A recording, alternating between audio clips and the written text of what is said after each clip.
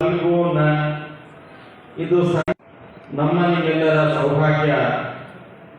ಈ ಫಲ್ಗುಣ ಮಾಸದಲ್ಲೇನೆ ಅನೇಕ ಯತಿವರೆಣ್ಯರ ಸ್ಮರಣೆ ಮಾಡುವಂತಹ ದೊಡ್ಡದಾದ ಸೌಭಾಗ್ಯ.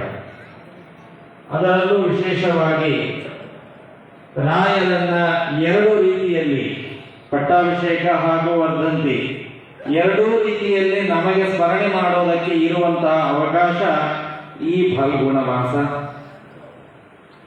ನಾವು ಕೇವಲ ವೃಂದಾವನಸ್ಥರಾದಂತಹ ರಾಯರನ್ನ ಸ್ಮರಣೆ ಮಾಡಿ ಅವರಿಗೆ ನಮ್ಮ ಸ್ವಲ್ಪ ಭಕ್ತಿಯನ್ನು ತೋರಿಸಿದ್ದಕ್ಕೋ ಏನೋ ಆ ರಾಯರು ಪ್ರೀತರಾಗಿ ಇವರ ಮೂಲಕವಾಗಿ ಪ್ರತ್ಯಕ್ಷವಾಗಿ ಬಂದು ನಮ್ಮೆಲ್ಲರಿಗೂ ಕೂಡ ದೊಡ್ಡದಾದ ಅನುಗ್ರಹವನ್ನು ಮಾಡ್ತಾ ಇದ್ದಾರೆ.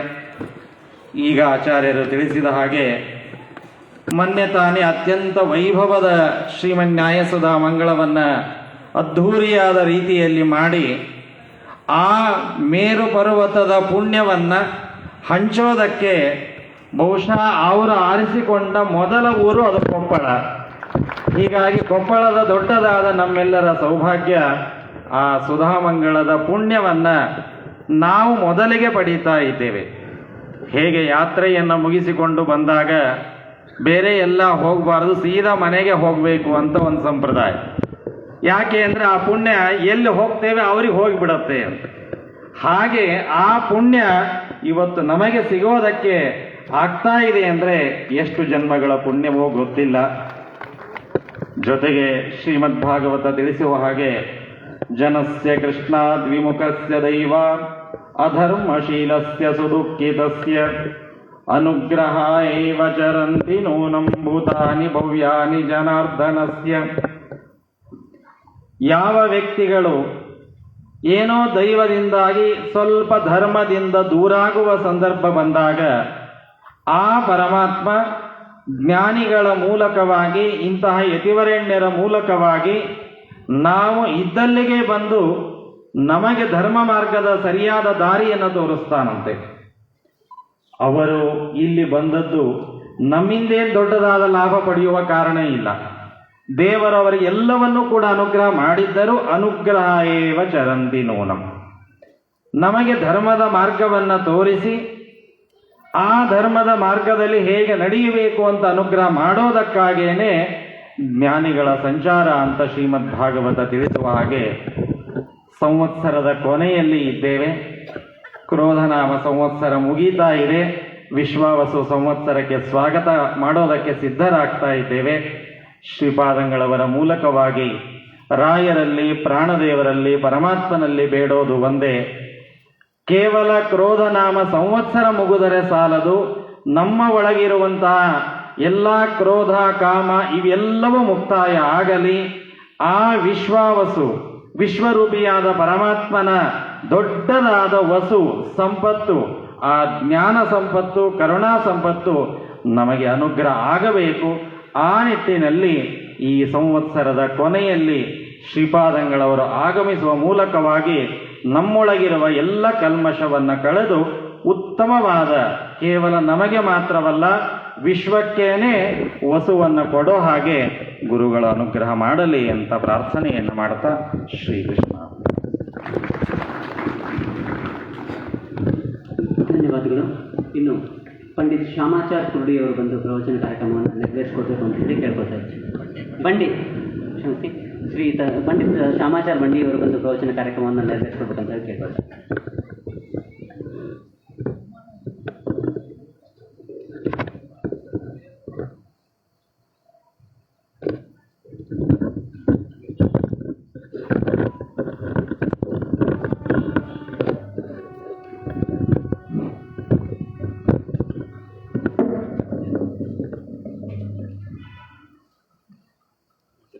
श्रीमन्लक्ष्मी नृसिंहस्य श्रियं दिशतु मे नखः स्वभक्ताभीष्टदानाय समुपात्तदशाकृतेः श्रीमदानन्दतीर्थेन्दोः भासनं मम मानसे आशासे साधुशब्दार्थसरिदीशाभिवृद्धये मूकोऽपि यत्प्रसादेन मुकुन्दशयनायते राजराजायते रिक्तो राघवेन्द्रं तमाश्रये.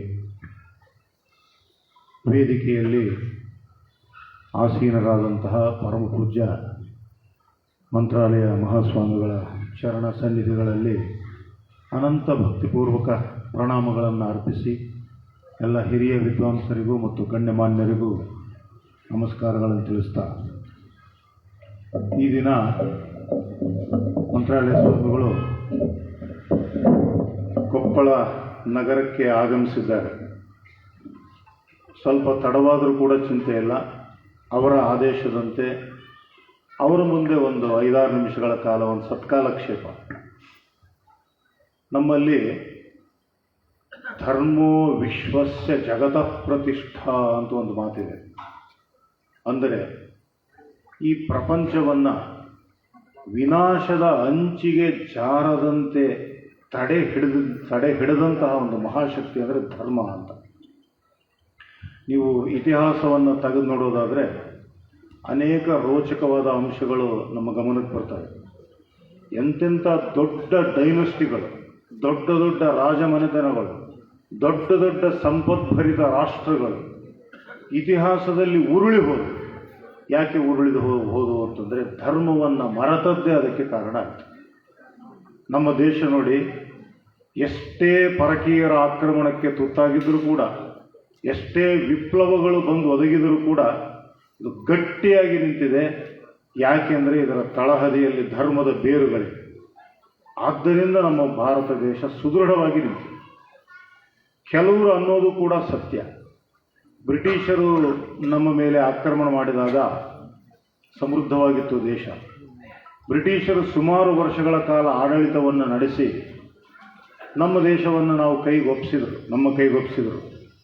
ನಾವು ನಮ್ಮ ದೇಶವನ್ನು ತಗೊಂಡ್ವಿ, ಆದರೆ ನಮ್ಮ ಧರ್ಮವನ್ನು ತೆಗೆದುಕೊಳ್ಳೋದು ಮರೆತುಬಿಟ್ವಿ. ಆದ್ದರಿಂದ ಅವತ್ತಿನಿಂದ ಬೀಸಲು ಆರಂಭಿಸಿದ ಪಾಶ್ಚಾತ್ಯ ಸಂಸ್ಕೃತಿಯ ಗಾಳಿ ಅದು ಅವ್ಯಾಹತವಾಗಿ ಸಾಗಿ ಧರ್ಮದ ಒಂದು ಅನುಸಂಧಾನ, ಧರ್ಮ ಆಚರಿಸಬೇಕು ಅಂತಕ್ಕಂಥ ಒಂದು ದೃಢ ನಿಶ್ಚಯ ಅದು ಮರೆಯಾಗಿ ಇವತ್ತಿಗೂ ಕೂಡ ಅನೇಕ ಸಂಕಷ್ಟಗಳನ್ನು ನಮ್ಮ ದೇಶ ಎದುರಿಸ್ತಾ ಇದೆ. ಪುರಾಣಗಳು ಎಂತಹ ಒಂದು ಎಚ್ಚರಿಕೆಯನ್ನು ಕೊಡ್ತವೆ ಧರ್ಮದ ಬಗ್ಗೆ, ಧರ್ಮಾಚರಣೆಯ ಬಗ್ಗೆ ಅಂತಂದರೆ, ಭಾಗವತದ ದಶಮಸ್ಕಂದದಲ್ಲಿ ಕೃಷ್ಣ ಪರಮಾತ್ಮನ ದಿನಚರಿಯನ್ನು ಹೇಳುವಂಥ ಒಂದು ಶ್ಲೋಕ ಇದೆ. ಬ್ರಾಹ್ಮೇ ಮುಹೂರ್ತೆ ಚೋತ್ಥಾಯ ವಾರ್ಯುಪಸ್ಪೃಶ್ಯ ಮಾಧವ ದಧ್ಯೌ ಪ್ರಸನ್ನಕರಣ ಸ್ವಾತ್ಮಾನಂ ತಮಸಃ ಪರಂ ಅಂತ. ಶ್ರೀಕೃಷ್ಣ ಪರಮಾತ್ಮ ಈ ಜಗತ್ತಿನ ಒಡೆಯ. ಭಗವದ್ಗೀತೆಯಲ್ಲಿ ಕೃಷ್ಣ ಒಂದು ಕಡೆ ಹೇಳ್ತಾನೆ ಅರ್ಜುನನಿಗೆ, ನಮೇ ಪಾರ್ಥಾಸ್ತಿ ಕರ್ತವ್ಯಂ ತ್ರಿಷು ಲೋಕೇಶು ಕಿಂಚನ. ಪಾರ್ಥ, ನನಗೆ ಈ ಲೋಕದಲ್ಲಿ ಮಾಡಬೇಕಾದ್ದೇನೂ ಇಲ್ಲ. ಈ ಜಗತ್ತೇ ನನ್ನ ಕೈಲಿದೆ, ನಾನೇನು ಮಾಡೋದು? ನಾ ಎಲ್ಲ ವಿಧಿ ನಿಷೇಧಗಳಿಗೆ ಅತೀತನ. ಆದರೂ ಕೂಡ ವರ್ತ ಏವಚ ಕರ್ಮಣಿ, ನನ್ನ ಪಾಲಿಗೆ ಬಂದಂತಹ ಕರ್ತವ್ಯವನ್ನು ನಾನು ಪ್ರಾಮಾಣಿಕವಾಗಿ ನಿರ್ವಹಿಸ್ತೇನೆ ಅಂತ ಕೃಷ್ಣ ಪರಮಾತ್ಮ. ಎಂಥ ಅದ್ಭುತವಾದ ಮಾತಾಡ್ತಾನೆ. ಧರ್ಮದ ಬಗ್ಗೆ ಎಂಥ ಜಾಗೃತಿಯ ಮಾತನಾಡ್ತಾನೆ ಕೃಷ್ಣ ಪರಮಾತ್ಮ. ಅದರ ಹಿನ್ನೆಲೆಯಲ್ಲಿ ನಾವು ಯೋಚನೆ ಮಾಡಿದಾಗ ಅದೇ ಶ್ರೀಕೃಷ್ಣ ಪರಮಾತ್ಮ ಯಮುನಾ ನದಿಯ ಚಳಿಯಲ್ಲಿ, ಚುಮು ಚಳಿಯಲ್ಲಿ ಮಿಂದು ಧ್ಯಾನ ಮಾಡಿದ.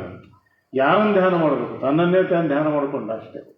ಮಾಡೋದು ಬೇಕಾಗಿಲ್ಲ ಕೃಷ್ಣ ಪರಮಾತ್ಮನಿಗೆ ಧ್ಯಾನ ಮಾಡೋದು. ಜಗತ್ತಿನ ಶಿಕ್ಷಣಕ್ಕೋಸ್ಕರವಾಗಿ ಧ್ಯಾನ ಮಾಡಿದ. ಅದರಿಂದ ಕೃಷ್ಣ ಪರಮಾತ್ಮನೇ ಧರ್ಮಾಚರಣೆಯ ಮಹತ್ವವನ್ನು ಸಾರ್ಥ ಧರ್ಮ ಮಾರ್ಗದಲ್ಲಿ ಎಲ್ಲ ಜನತೆ ನಡಿಬೇಕು ಅನ್ನೋ ಸಂದೇಶವನ್ನು ಕೊಟ್ಟ. ಈಗ ಒಂದು ಮುಖ್ಯವಾದ ವಿಚಾರಕ್ಕೆ ಬರೋಣ. ನಾವೆಲ್ಲ ಧರ್ಮವನ್ನು ತುಂಬ ಸೀಮಿತವಾದ ಅರ್ಥದಲ್ಲಿ ಬಳಸ್ತೀವಿ. ನಾವು ಅನ್ಕೋತೀವಿ, ಯಾರಾದರೂ ಒಬ್ಬರು ಆಚಾರ್ಯರು ಒಂದು ಅರ್ಧ ಗಂಟೆನೋ 3/4 ಗಂಟೆನೋ ಒಂದಿಷ್ಟು ಮೂಗು ಹಿಡ್ಕೊಂಡು ಜಪ ಮಾಡಿ ಒಂದಿಷ್ಟು ಪೂಜೆ ಗೀಜೆ ಮಾಡಿಬಿಟ್ರೆ ಮಹಾಧರ್ಮಿಷ್ಠ ಅಂತ ಬಿರುದು ಕೊಟ್ಟುಬಿಡ್ತೇವೆ. ಅದು ಧರ್ಮಿಷ್ಠ ಅಲ್ಲ.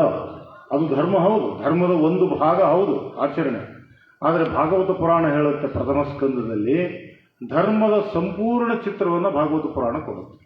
ನಿನ್ನ ಜಪತಪಾನುಷ್ಠಾನಗಳು ಧರ್ಮದ ಒಂದು ಭಾಗ ಮಾತ್ರ.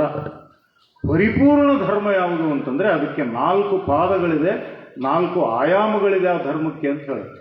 ಅದು ಯಾವುದು ಅಂತಂದರೆ ನೋಡಿ, ನಮ್ಮ ಭಾರತೀಯ ಸಂಸ್ಕೃತಿಯ ಹಿರಿಮೆ ನೋಡಿ ಎಷ್ಟು ಅದ್ಭುತವಾಗಿದೆ. ವ್ಯಕ್ತಿತ್ವ ನಿರ್ಮಾಣಕ್ಕೇನೆ ಸಕಲಶಾಸ್ತ್ರಗಳು ಹೊರಟು. ಭಾಗವತ ಹೇಳುತ್ತೆ, ತಪಸ್ಸು, ಸತ್ಯ, ದಯ, ಶೌಚ ಇವು 4 ಧರ್ಮದ ಅಂಶಗಳು, 4 ಧರ್ಮದ ಮುಖಗಳು. ಪರಿಪೂರ್ಣವಾಗಿ ಇದನ್ನು ಸಾಧಿಸಿದ ಮನುಷ್ಯನಿಗೆ ನೀವು ಧರ್ಮಿಷ್ಠ ಅಂತ ಬಿರುದು ಕೊಡಿ.